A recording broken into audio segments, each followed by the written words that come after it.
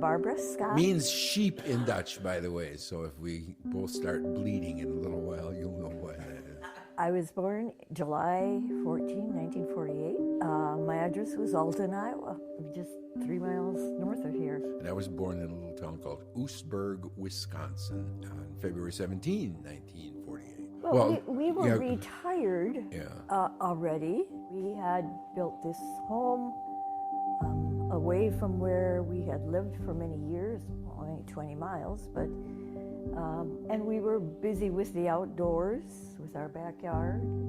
We own an acre back here. Well, we're church people, so the whole church business shut down. You know, you watched it on television all the time. Well, some of them did.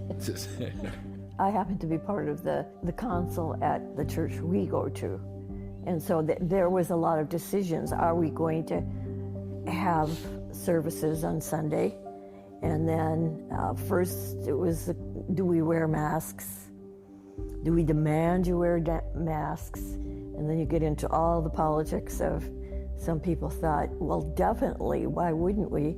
And some people who said, nah, this is ridiculous. I trust that God will take care of me.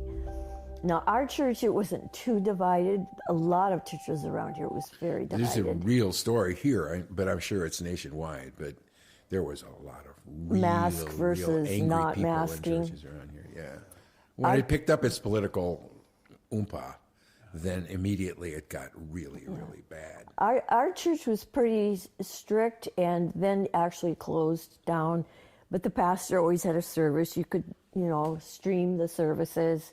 We had our meetings, our church meetings, over Zoom. I don't know that this is of any importance, but I worked with a Lakota woman here from the Cheyenne River Reservation, and I was going back and forth. It's about 6 or 7 hours from here. It's a long ways, but going back and forth and slowly getting her story and trying to put it together, and that ended. Because Cheyenne River, like a lot of Lakota reservations in South Dakota, it just shut down. And she, carried a lot of weight. She's 100 years old, but she was well known in the community. So she went to the powers that be and said, can Jim come here? Can he come through? And no, there was no way I could do that. Yeah, and then I guess it is true that our second granddaughter was born in April then of that first year. And there was no way that we could get there. Oh, let's see, she was born in April. I think we went that summer. Yeah. Even at that time it was, could we travel all the way to Oklahoma without stopping at a restroom and getting germs? No. So then you take all your wipes and you're terribly careful. And I always said, I think during those years, all the gas stations had wonderfully clean bathrooms. Never before had they been as clean as they were then, because they were being told, that they had to be cleaning them, every several hours or whatever. That was the upside.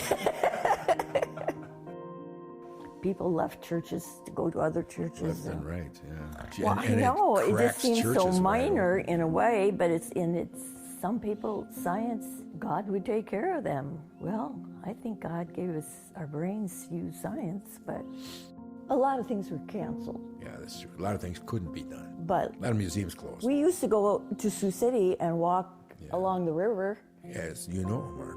Yeah. Because, hey, that was fresh air and a little different scenery. Yeah. You could do those things. Yeah, I remember eating in the car.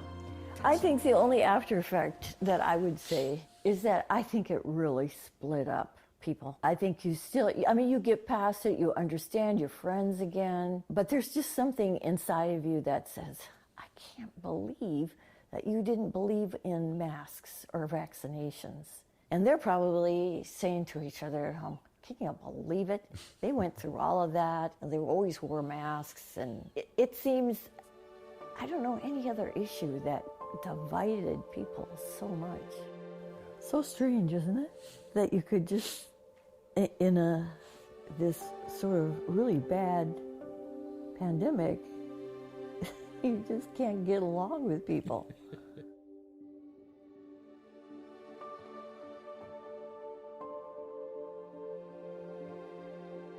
Support for Facing a Changed World, an oral history of the COVID-19 pandemic, comes from the Margaret Ann Martin Everest Foundation, the Kind World Foundation, Humanities Iowa, the Friends of Siouxland Public Media, and listeners like you.